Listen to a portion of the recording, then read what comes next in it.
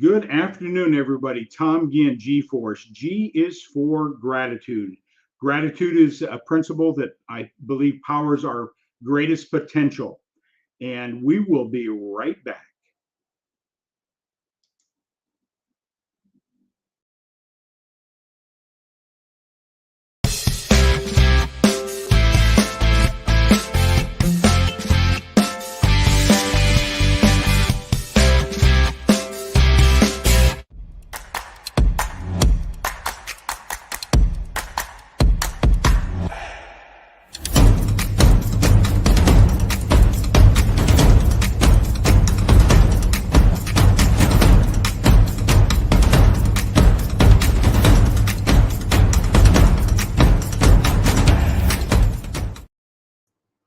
Good afternoon, Tom Ginn, G-Force.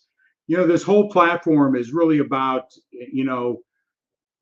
sharing what it takes to improve our lives through gratitude, through understanding how we think. My whole platform is bringing in people like my guests. I'm really excited to introduce here in a moment that are impactful or influencing, helping people solve problems in their lives that they may be struggling with. Authors, wide range of people we've had on this program. But today I'm really excited to introduce somebody that is here local to where I live in the Milwaukee area, William Zenobia. And I have met through different channels of business over the last several years, and we've stayed connected in many different ways. And I saw some of his posts recently that he had a book.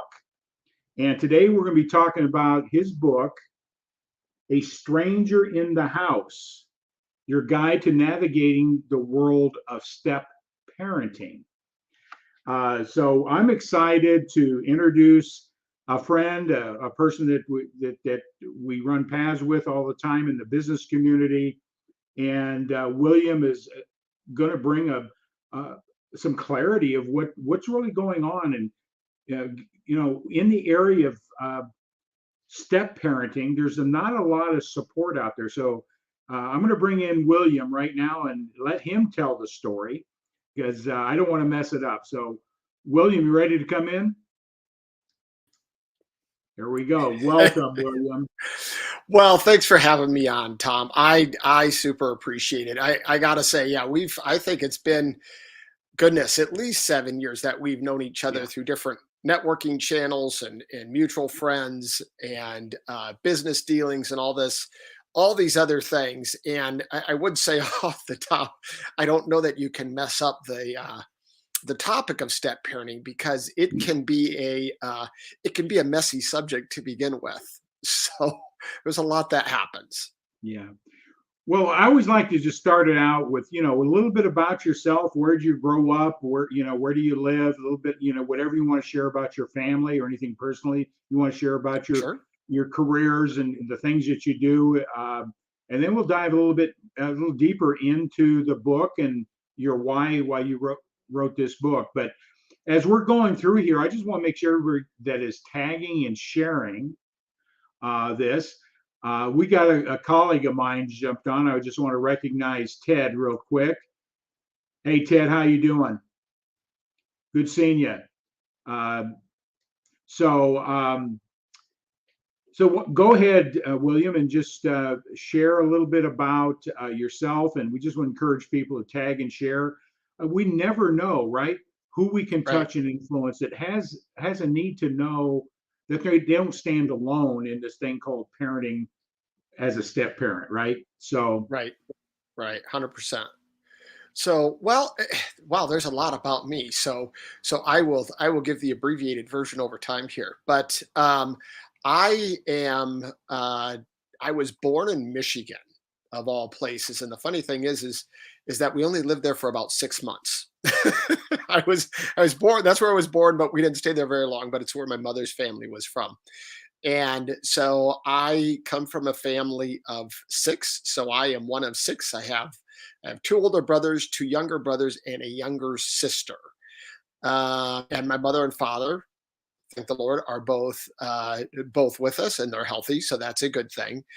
But my journey through life is kind of an interesting one. I know we're going to get to the book, but the thing that's interesting is when I thought I was going to write a book, I really thought that it was going to be more on my testimony of life. I mean, I've dealt with some pretty serious health situations throughout my life, starting at the age of 3 years old, and for lack of a better term, have actually been on what would be considered my deathbed 5 times in my life.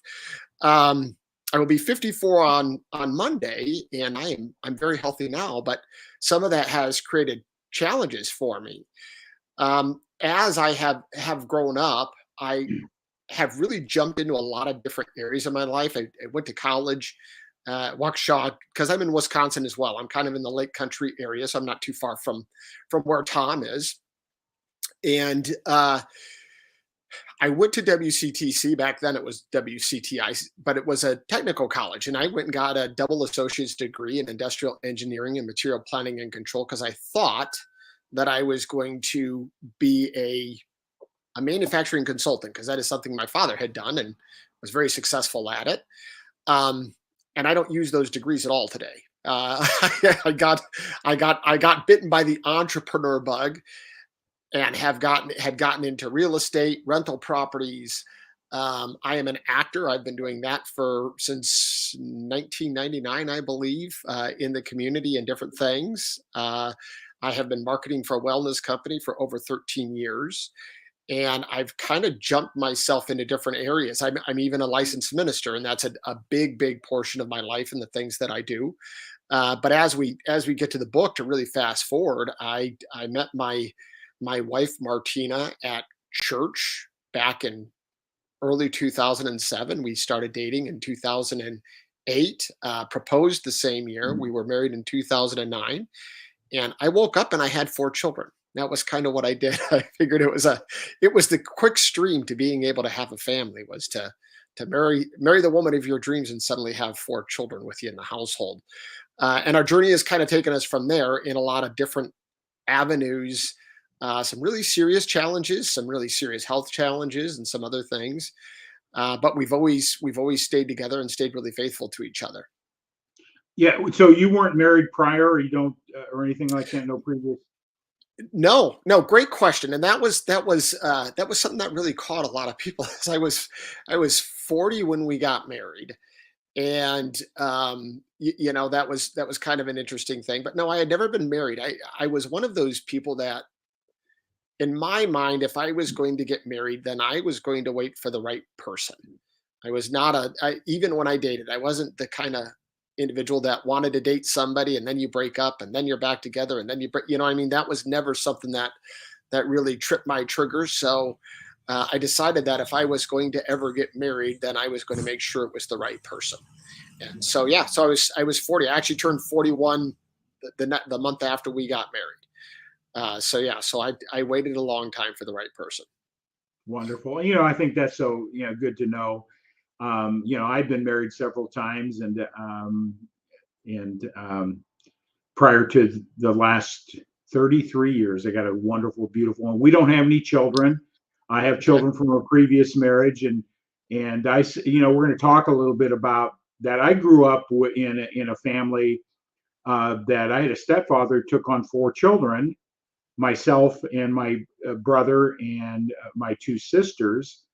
And I tell you, anybody that takes on that obligation, I would say this generally, they're special people, because there's no reason you have to do that, right? I mean, sure, you're getting involved, you're marrying somebody you adore, that wife, or vice versa, the other way, right? But you're getting into a situation that you don't know how the previous relationship's going to impact the kids and the family, and all the dynamics that a lot of times we don't think about. We're enamored by that, and taking on that responsibility to fill that role, and how you define that is going to be based on every unit, I imagine, of how you fit into that new dynamics of family. So I grew up with that, and I'm grateful I had a stepfather that,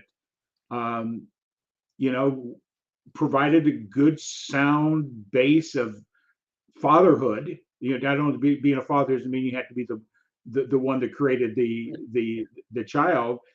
And I'm so grateful for that. And sure, there was challenges and all Mhm. that. Looking back today, I see it, but I have to commend anybody that does that, and put him in a special place, because it's not easy taking on all that responsibility that comes with it. And it's even tougher today, I imagine it was 50, 60, 70 years ago. So, Right. but yeah, so share your journey with that, waking up on that day when you say I do, and you didn't say just I do to her, you said I do to 4 others, Right. right? Yes. Well, it's interesting. So I don't know the dynamics of yours, but I am a faith-based person. That is, I mean, in all honesty, that is the thing that has kept me on this planet. It's just it's a big part of my life. Um, and so Martina, my wife, we did not live together before we were married. And as a matter of fact, this is kind of a funny little story. Since we attended church together, she actually waited 30 days before she let me in the house, even though I kind of knew the children from church and attending church together. She did not let me in the house for 30 days. And at that time, when I first walked in the house, she goes, "I just want you to know that I have contacted the pastor, the pastor's wife, and both of my accountability partners, and they know that you're here." I was like, "So there's no pressure there, right?" so so I loved it though. And I a couple of things. First of all, I would say this. I also want to commend you. If you are dating somebody with children, you're either a step parent, it's something that you're getting serious about, maybe you're going to be a step parent, if you're in a blended family, I also want to commend you, because marriage in and of itself has its challenges for everybody. When you take and enter into a blended family step parenting situation, it brings that much more that you have to deal with, you know.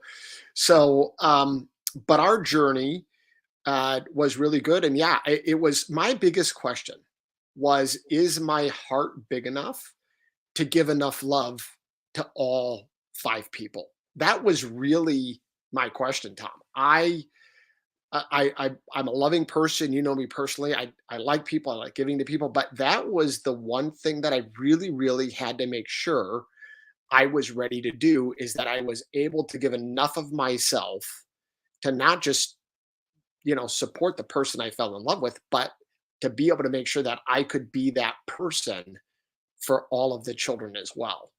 Yeah, because So it was very interesting. Yeah, go ahead. no, it's just that, it's having your own children. There's a different Hmm. way to you fall in love with your kids, the best way I can say it, versus going into are they going to accept me, and vice versa. And Hmm. uh, how do you demonstrate that love, uh, of a child that is different than you fathering your own children? And I think that in the beginning, that's where people struggle, but after a while they're just children. Well, that you bring up a really good point, and it's a lot of what I discuss in A Stranger in the Home. And honestly, the reason I titled the book A Stranger in the Home is because depending on what is going on, you kind of are a stranger. You may be married, but you're kind of the stranger, because the dynamics are different. So one point that you bring up that is really good is that for most people, the biological children aspect, certain things are just assumed, right? You co-parent, you have children together, they're biologically attached to you through DNA. And so it's really not that big of a deal when you've got to take them for transportation, or you've got to pick them up, or it's your turn to run them to a sporting activity, or it's your turn to make it's just considered an automatic. When you enter into a step parenting situation, it's a little bit different, because again, depending on the personality of the person who enters, they might start to feel unappreciated or underappreciated. They might start to feel like they're kind of an underpaid Uber driver, for instance. And so in the book, I've got several chapters um, about communication and expectations. And I remember a story specifically with our oldest daughter. And she was probably about 11 years old. So the routine was this.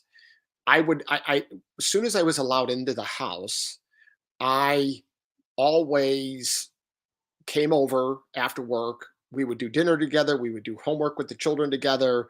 They would do their showers. We would typically, watch a short program on television, something like that. And then we would tuck them in and we would say prayers. They would go to bed. Her and I would spend some time together, and then I would head home for the evening. And from the day that she said it was okay to come to the house, from that point on, I was never not at the house.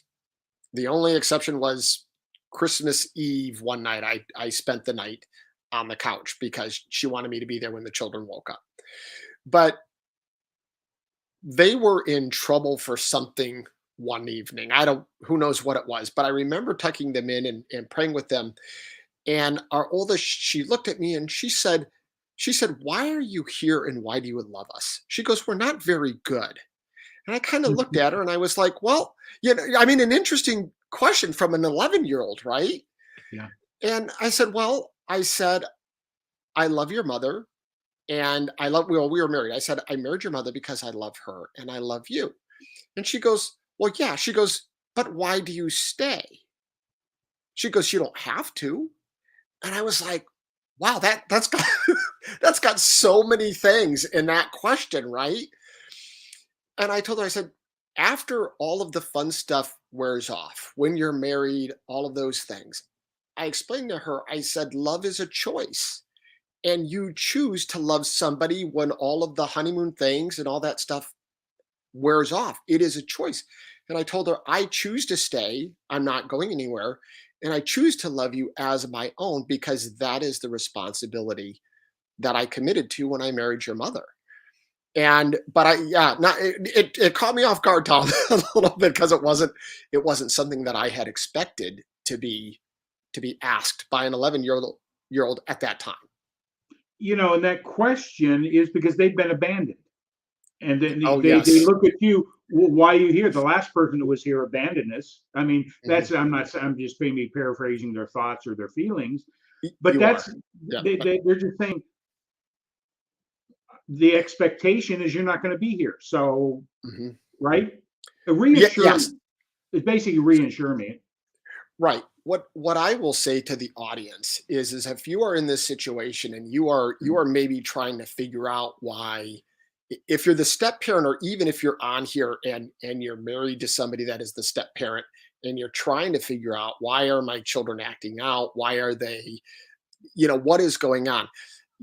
At any point in your life, and everybody can relate to this, at any point in your life, you have that time that you approach and you're like, am I good enough? You deal with your own personal self-worth issues, right? You get into being a teenager, maybe you're asking somebody out, a guy or a girl, and they turn you down and you wonder if you're good enough. And then you kind of get to that stage in life where you wonder if mom and dad approve of you. And some adults today still are like, do mom and dad approve of what I'm doing?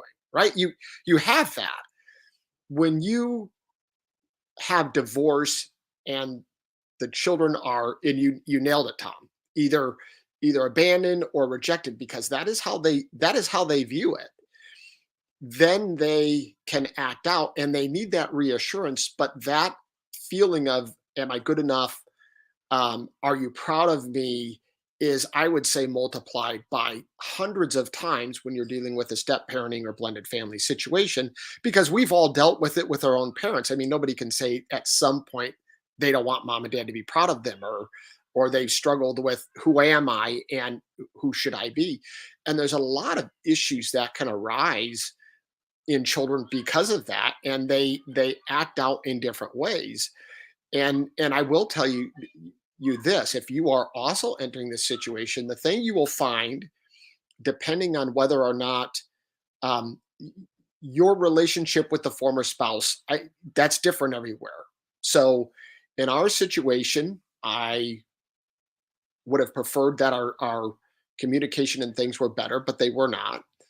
um, But if you're in that situation, what you will find is if you are the primary place where the children remain, you are the one who is going to probably get the brunt of misbehavior in most cases.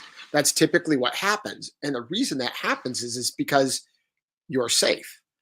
They know that you are not leaving, and so you will typically get the brunt of the misbehavior and potentially the disciplinary issues because they know that you're not leaving. And so, and that goes into the whole abandonment and rejection, because the children are always trying to figure out what did I do wrong. And I'll share this if it's okay. When Martina's former spouse left, the children were very young.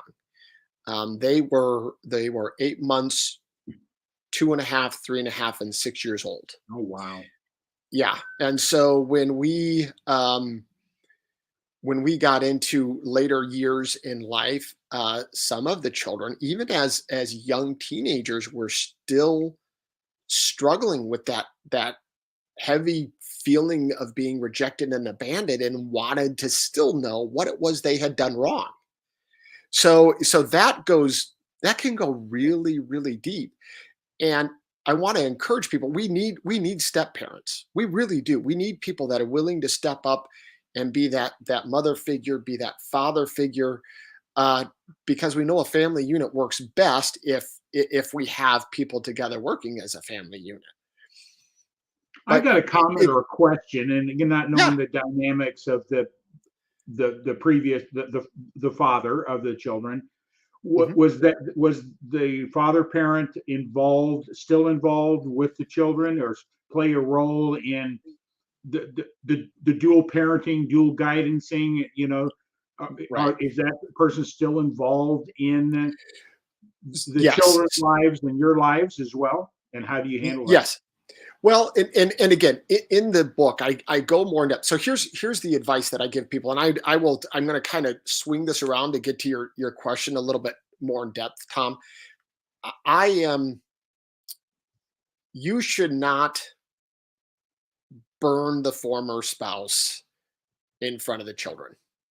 You should not do that. And here's the thing, and let me be honest, it can be difficult. Trust me, it can be a very, very difficult thing. That is where you and your spouse have to be on the same page. And again, as in different areas of communication and expectations in A Stranger in a Home in the book, what I talk about is you have to give both parents. So if you're married, for my instance, to Martina, you have to allow each other to be vulnerable, because I'm human, and there's times that things have happened and it's really, really, you're biting your tongue off, right? I mean, let's be honest, it happens. And so she always allowed me to go into a place where we would have a conversation, and I always had the ability to vent or rant and just kind of get out the things that I wanted to say, because I just needed to not have it inside, right? Um, but was not something that I used in front of the children. And I wasn't always successful. I mean, I want this to, here's the thing, in order for me to help people through this, I want to be as honest as I can. I have not done everything perfect, but I know that there is a lot of help for you that are out there that are either in this situation, or you that might need help or are trying to figure some things out. So to answer your question, his involvement was very, very limited. And And that itself is a challenge, because it still reminds them of the abandonment, and kids take on ownership. I'm the reason that mom and dad are not right, together. I know how I was,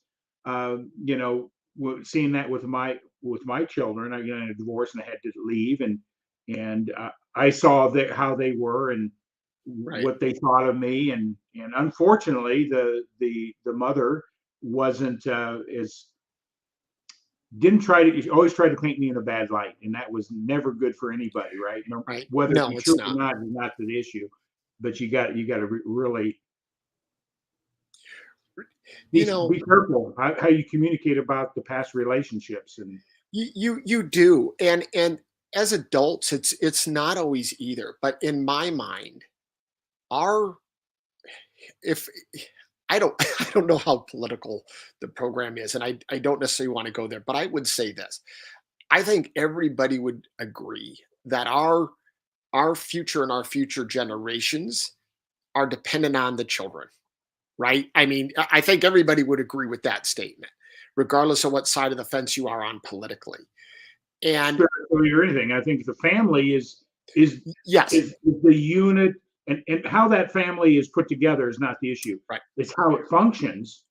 Help Yes, with health, being a healthy right, uh, relationships, and right. how do you make that happen? Well, and that's just it. And so that is part of what you have to do. You have to be we're adults and we need to act maturely. Do we always? No. Do we get frustrated? Yes. But if we are going to be successful, if you are going to be successful, then you need to take the time to say, okay, what do I want this marriage to look like? If this is your second, third marriage, right? Do you want this one to last? Because if you do, you have to do something differently. You have to make changes. And a lot of what I discuss in the book is the ability to make choice. And again, in the heat of the moment, in a fit of anger, maybe the former spouse has done something that has just really triggered you, and maybe it's something that was done that kind of hurts the children, right? You have a choice on how you react. It doesn't mean that you're not upset. The question because this is about gratitude, right, Tom? The question is are you going to stay in that space, or are you going to get out of that space? And my recommendation was get out of that space. It's kind of like, I don't know if anybody's ever seen Wreck-It Ralph, the cartoon Wreck-It Ralph, but there's a scene in there where he throws this big tantrum, and the character there goes, are you done with your temper tantrum, diaper baby?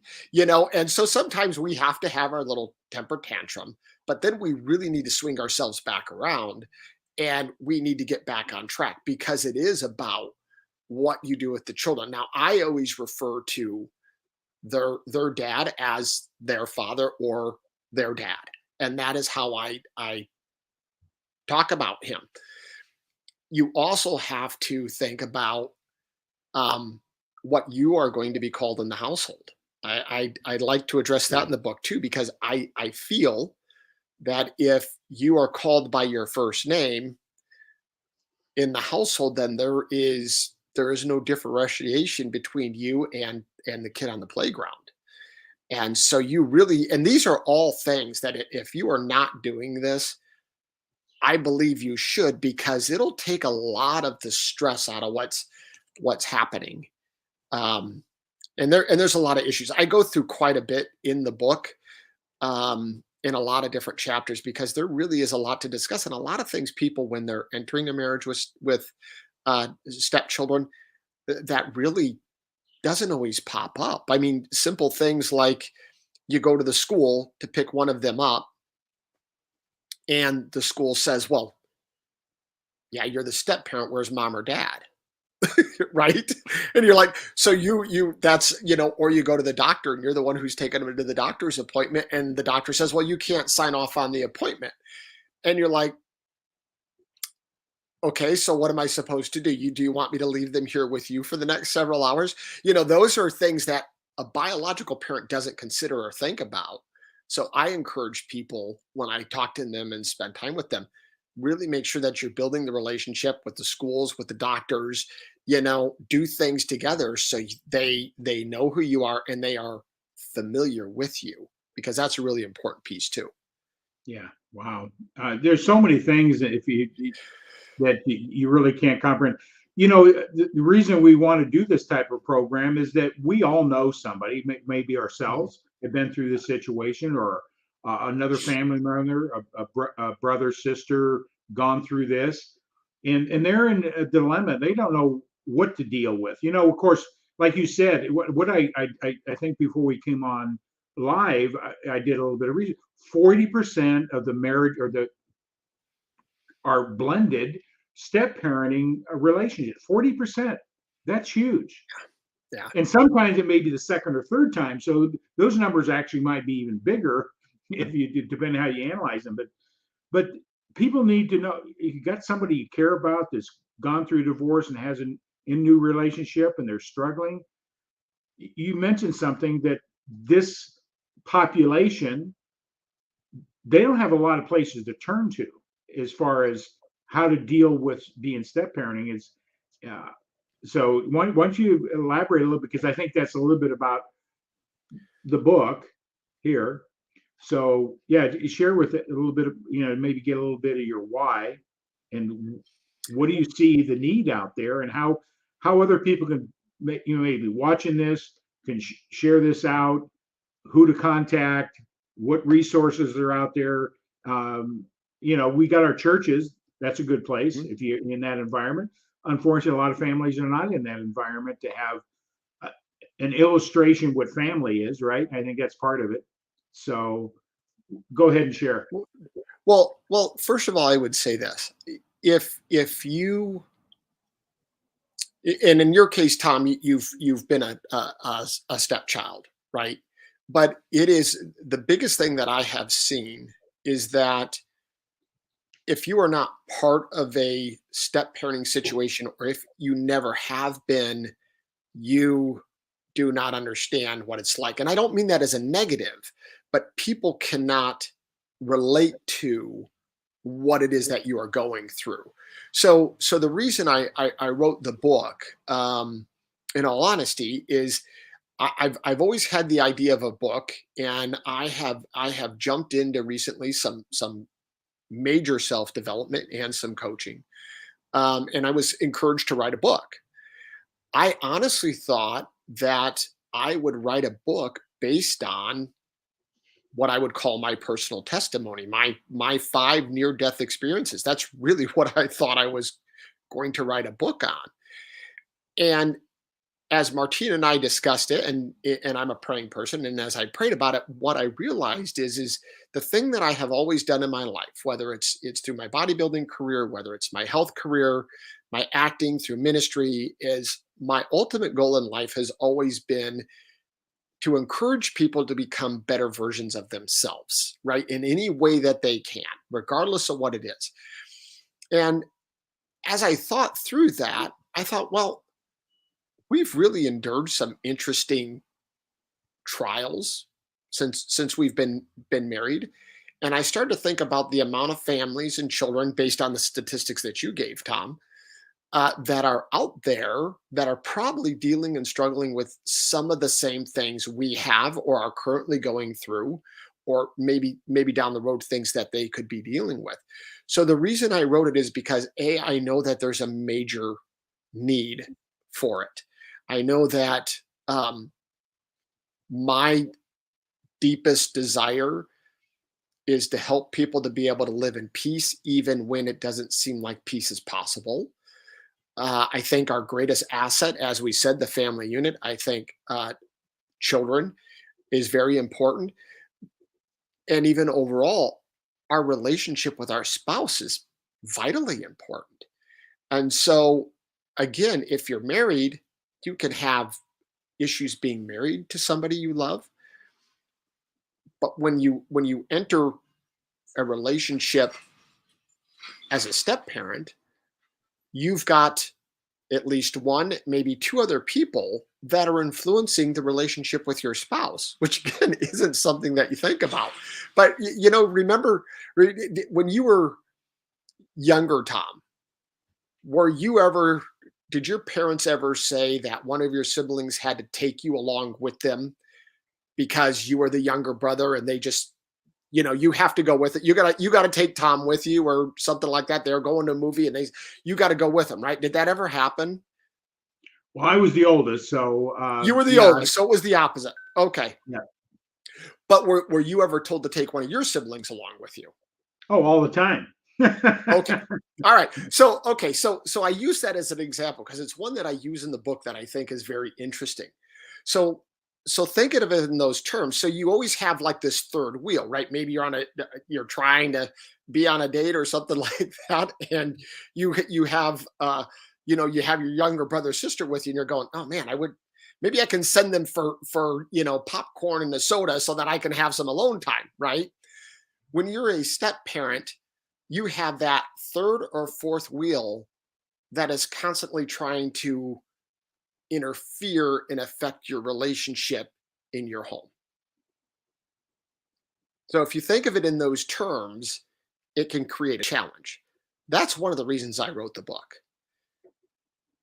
because it's not something that you expect or think about when you fall in love with somebody. Yeah, as you know, as I hadn't had a chance to really get in and read the book, but I did Mhm. go through some things. I love what you've done here is that you've made this. You've tied it with your faith, which I commend you for doing that, speaking out and standing up and standing for your values and who you are. I think that's important as a demonstration for your family. Is that too many people are afraid to stand up in their convictions and what they believe in, and I think Mhm. that's strong. You may also had questions. You even have so where you can write um, your thoughts and concerns down. Um, so so you said you were going to write a book about your the near death or the Mhm. life experiences you had. That'd be a great book in itself to deal with. But Yeah. how long? When did you start writing this book? When did it? Well, this, this this may shock some people. I actually wrote the book. Let me see. We are in July. I launched it in June. Um, I think I started writing it probably mid-April, uh, early March of this year. I literally wrote it in about 2 months. Well, when you have a passion for something, it probably was pretty easy to get It that was. on paper, and then of course all the editing and all that other stuff. But coming up with your experience and how you dealt with it, and I think that's probably one of the best things is how you dealt with it and the positive outcomes you got with dealing with it from a negative to a positive. You can Right. see it, and a lot of times parents don't know how to deal with the negative, Right.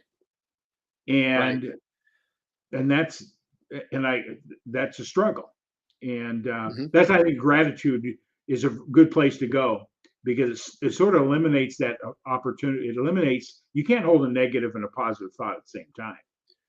So you Correct. take Yeah. a look at the situation, no matter what it is. There's something good in it. It allows you to, instead of reacting, to respond, and responding is solution oriented Mhm. versus creating conflict. So gratitude works in every area of our life. It It's does. a spiritual principle. It opens. I call it opens the gateway to love. And you mentioned that early is demonstrating love. It's so there's a level of order. Love being the highest level of our beingness, Right. and then joy, peace, and we can sort of go down the level. And gratitude, I think, is the gateway that opens the doors to love. And because you cannot hold negative bitterness in a state of gratitude. Right. And you know what? And it's interesting that you bring up that point, because I would agree with you. I have a chapter in the book called "A Wound Unattended Will Turn Your Heart and Soul into Ash." And it discusses bitterness and some of that, those feelings that you've kind of discussed, and how to deal with them and how to get rid of them.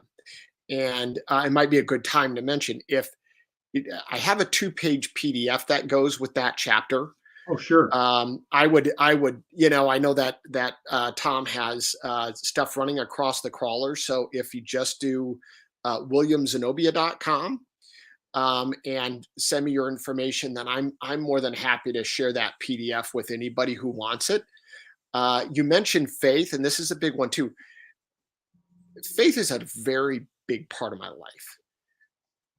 Not knowing the demographics of your audience, I would hope that if you're watching this and maybe God isn't your thing, I would still really hope that you would pick up the book and read it, because there's a lot in here that'll help you regardless. And I think even relationship wise would be beneficial, for you. You know, In you here. just said something there that if I can expand on that a little bit, is there's no book of how to be married. Really, I mean, there's a lot. No, There's first some time. great books out there. Yeah, I've got some people I've interviewed in the past, like John David Mann and Anna Mann, the Go Giver Marriage, and there's those type of things are out there. But we go into marriage many times, even though we might be in a faith community, give us some sense of what a marriage should look like, feel like, and how it should function. But it's not really taught. Yeah, When it comes to parenting, that is also we learn how to parent from what example. how we were parented, right? Hmm. And if we come into a healthy, I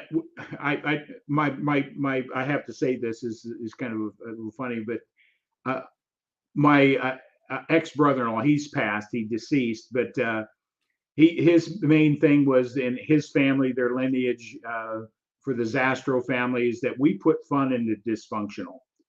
And in every relationship, there's some area of dysfunction or Yes. things that don't work in harmony. And dysfunction is not necessarily bad. It's just that we just don't know how to work through something. And but it's step parenting.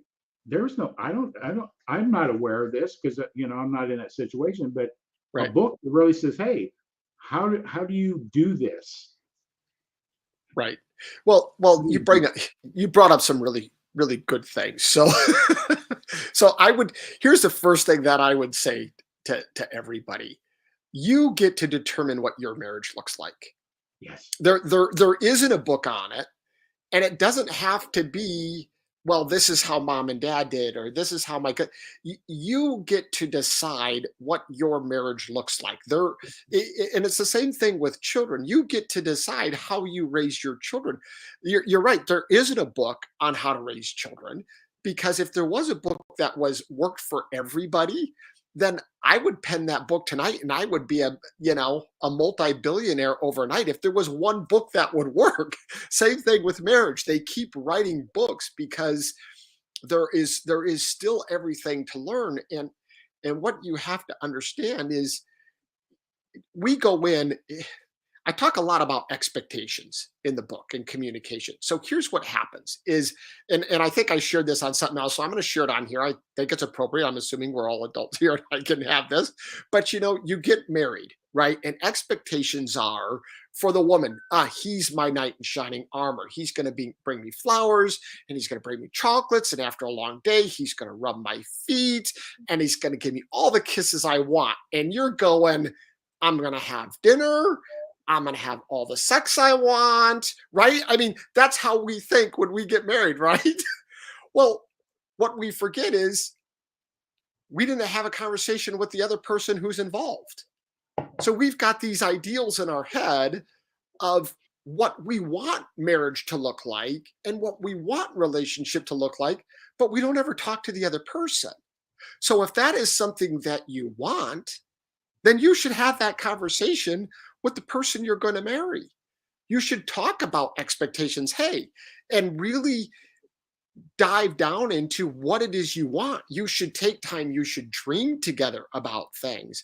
But if that's what you want your marriage to look like or your relationship to look like, then we cannot, I don't know anybody who can effectively read minds still today, right?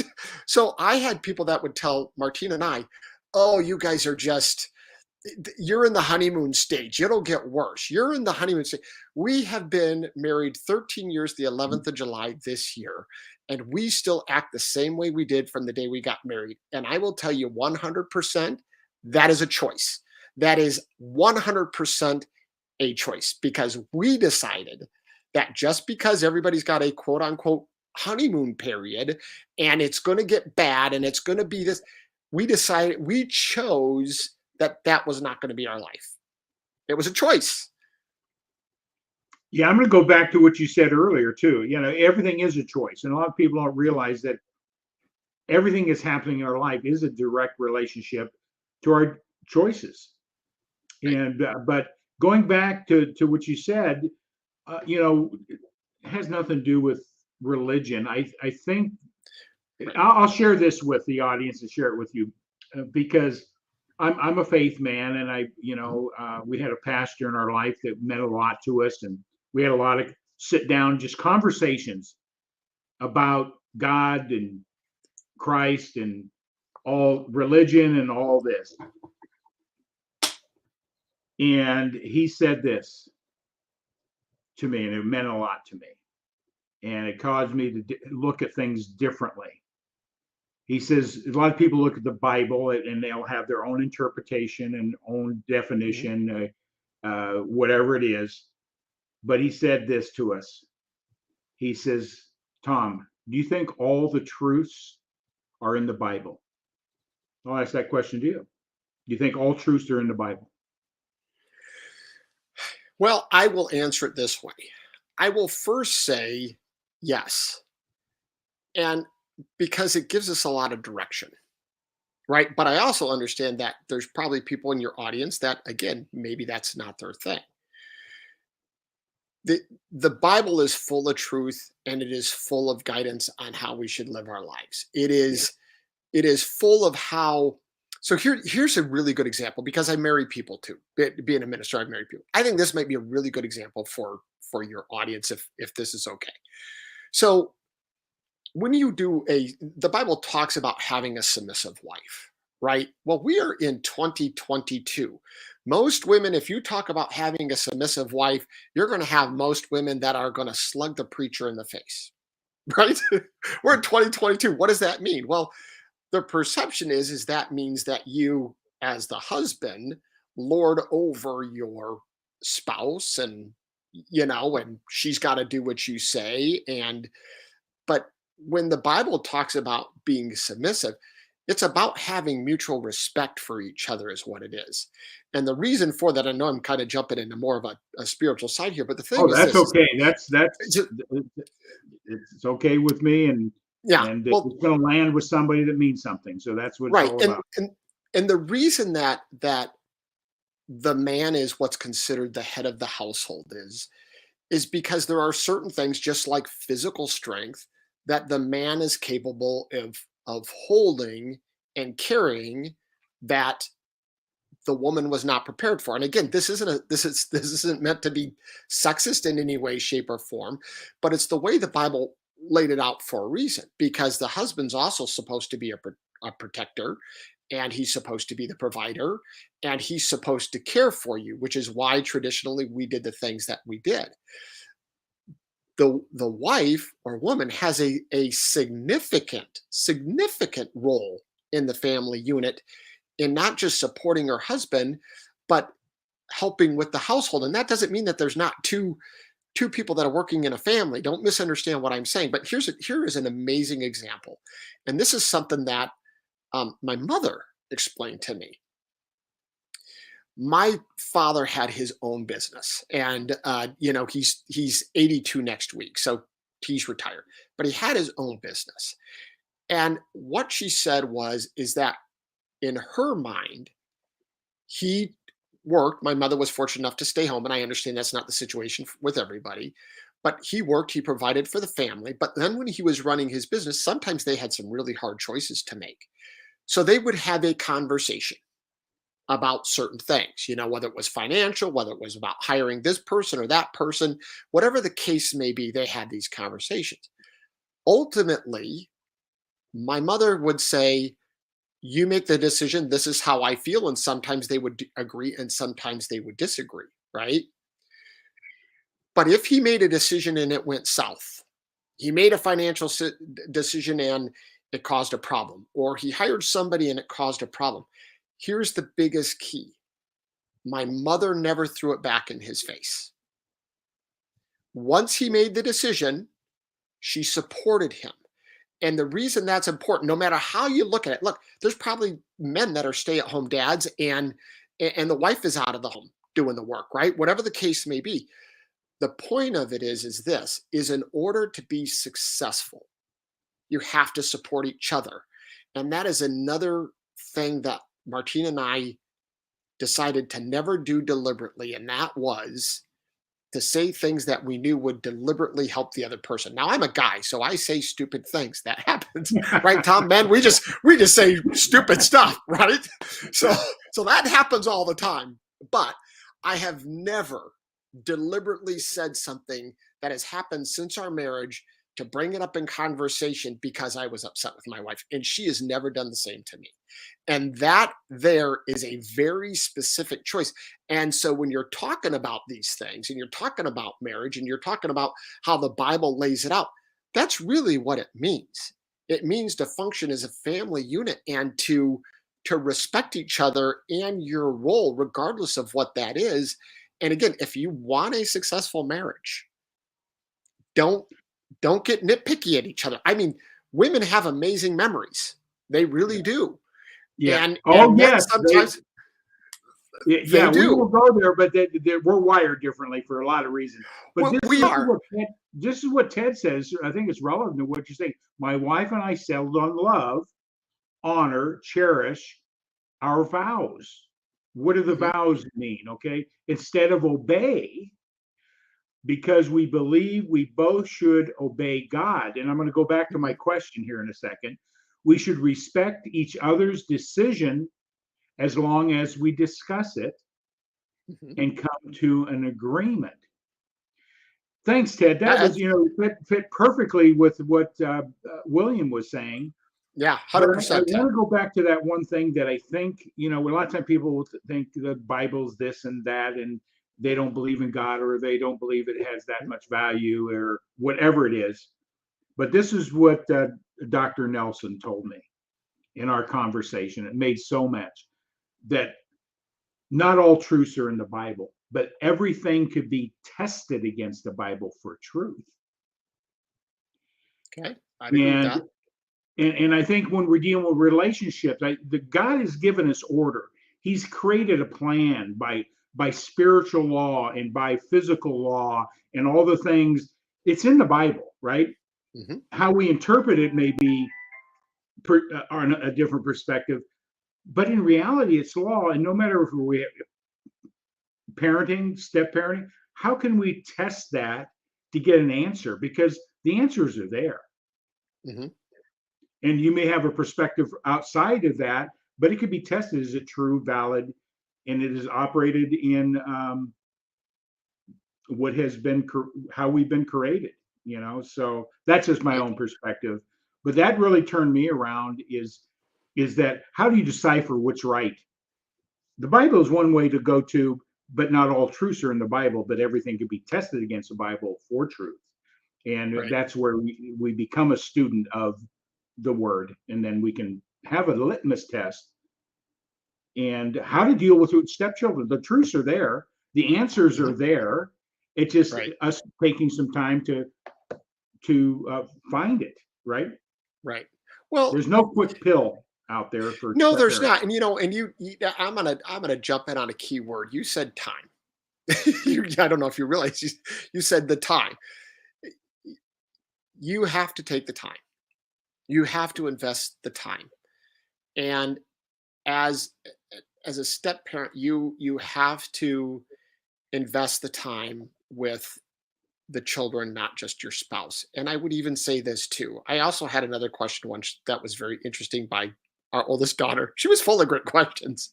Uh, and again, I don't remember what the context was, but it did have something to do with her father. And I told her, I said, my job is not to replace your father. I am not here to replace your father, and that is not my job. My job is to provide for you and your siblings and your mothers, to protect you, to take care of you, to raise you in a God fearing home. So then, as you grow up and get older, you become an effective member of society and know who you are. That's what I told her. Because again, you're not in it to replace the spouse, but you also do have to have a role, and that role has to be respected, and it will not always be respected by the former spouse. But the house that you live in with your spouse and your stepchildren, you have to make the rules in your home, Yeah. regardless of the voices that are coming in from the outside, because you're the one who has to live by what's happening in your home. Yeah. Wow. Well, now this is, we can get into all different areas Yeah, off the sure. subject of being a step parent, and I think it translates into you being the parent. Same issues in many Mhm. cases. What's your role, right? Right. Your children, whether stepchildren or blood children, they're always testing and Yeah. validating. Do you love me? Do you Mhm. care for me?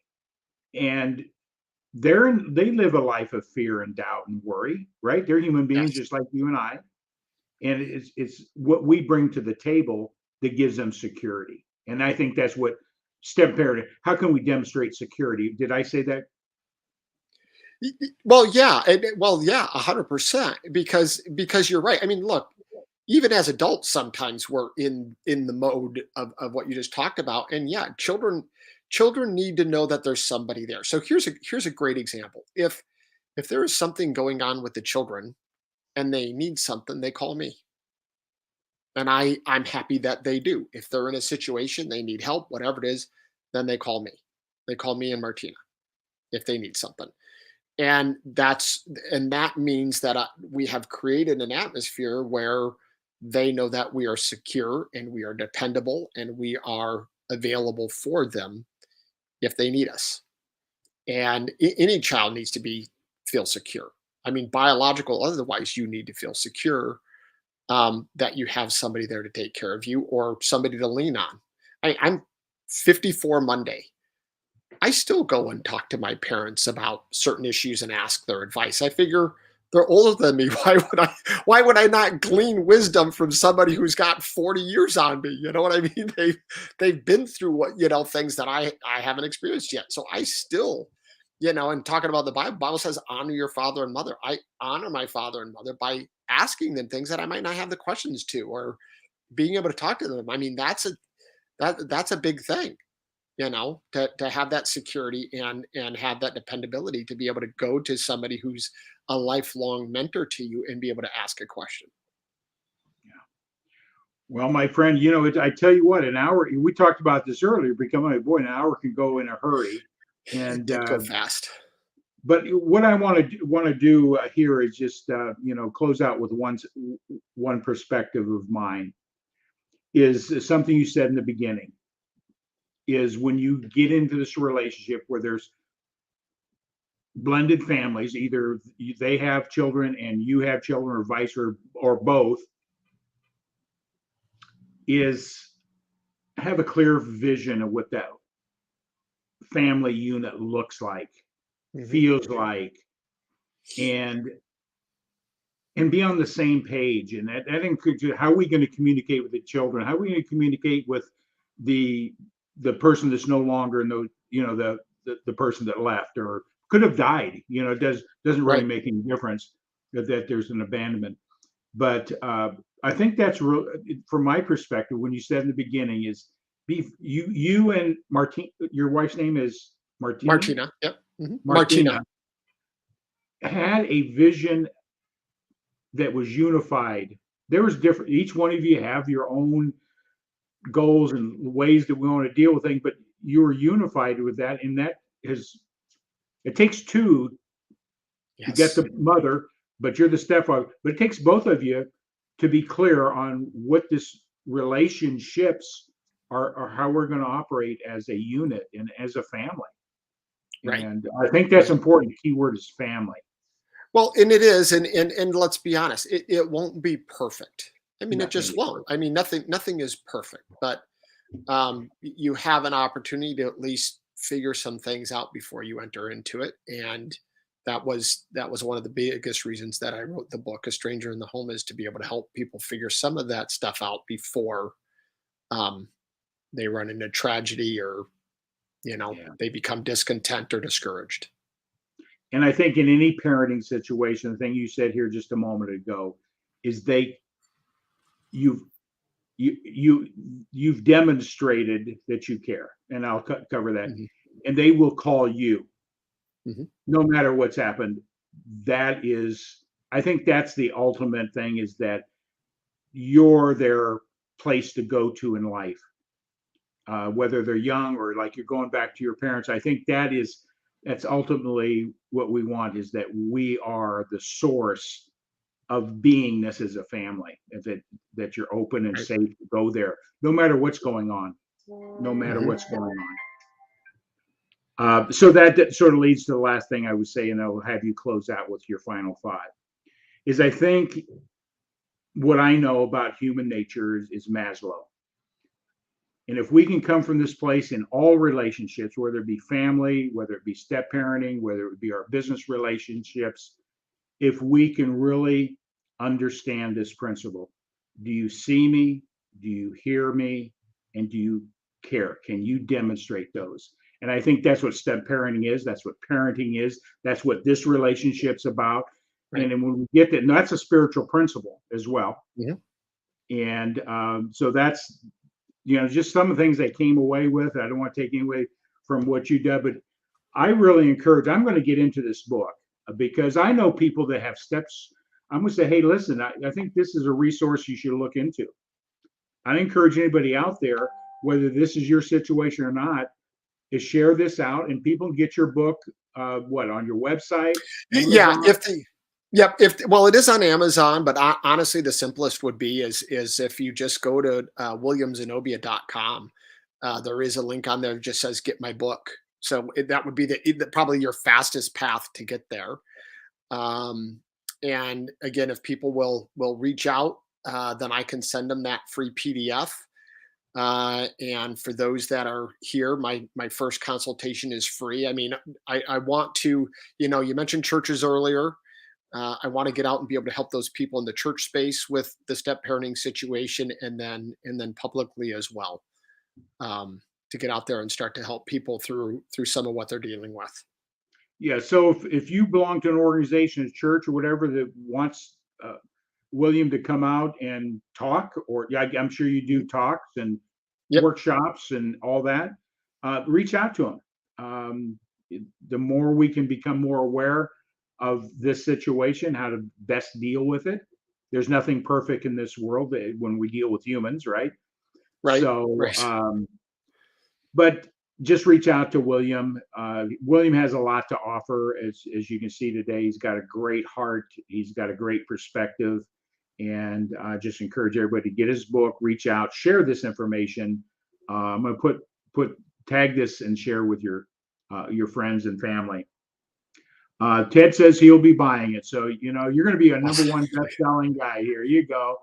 But William, in closing, we sort of diverge in some things, but I think it's all part of the same subject, right? Right. What would you like to share in closing about being a step parent? The thing I would like to share about being a step parent is, in all honesty, it is probably one of the most rewarding things in my life. It really truly is. It is an honor to me. Um, I could not have children, and it was a way that I gained a family and got to experience young children growing up and be with them through their good times and their bad times and their teenage years, and now even as young adults. It is an experience that I couldn't have gotten anywhere else. So being a step parent, I mean, second to marrying Martina and salvation, I love being a step parent. I love the fact that God has given me this opportunity to be part of this family. And that comes from what God has put us here to be His servant. Mhm. Be a servant, Yep. not to only to Him, but servant to those that are closest to us in our communities as well. Well, Right. I appreciated you coming on today. I'm going to put you in the back room here and enjoy those M&Ms that you negotiated with me on. Right. But They're all just the green ones, right? just the green ones. That's what you wanted, was green. So I went and picked Yeah, all yeah, yeah. the other colors out and ate them myself. Right. So, There you go. but William, I appreciated you coming on. And again, share out the good news. That's the only way you can make a difference in the world, is share. When we know something of value, share it with somebody. And thank you, Tom. I so appreciate you having me on. From the bottom of my heart, I truly appreciate it. All right, I'll have you on again. We'll maybe talk about some other things too. Okay. All right. Awesome. God bless you, my friend. GeForce. That's a whole platform. I love the fact that I get to bring in people like William and other people who have participated. It gives me a different perspective on gratitude and what it means to, how can we serve and help other people in this world? And that's what gratitude GeForce is for. And with that all said, I need to make an announcement. What's coming up next week? Let me get this up. Announcements next week. GeForce. Me coming from the personal development space, one of my favorite authors, one of my favorite coaches. I use his materials in my teaching. It's made a big impact in my life. Like so many other people, I'm just so grateful that I was led to him and his book, and I have the opportunity to interview the one and only Glenn Bill, author, ABCs of Attitude. He's recognized as one of the top speakers in the United States today. He's a business person. He has one in the top 10 real estate brokerage operations in the country. He has a football coach, which I love. I think that sort of resonates with me being an athlete. I love the way coaches approach winning in life. He's taking 11 high school football teams to the state champions in Indiana. And he's founded a company and a learning program called Attitude University. And we're going to be talking about his book, The ABCs of Attitude and the Principles of Having an Attitude of Gratitude. So turn on your notifications for next week, August 5th, 1 p.m. Eastern. And you can see I did the little N on the Eastern. That's my dyslexia jumping out at me there. But everybody have a great day. God bless. Have a great weekend. And we'll see you next week.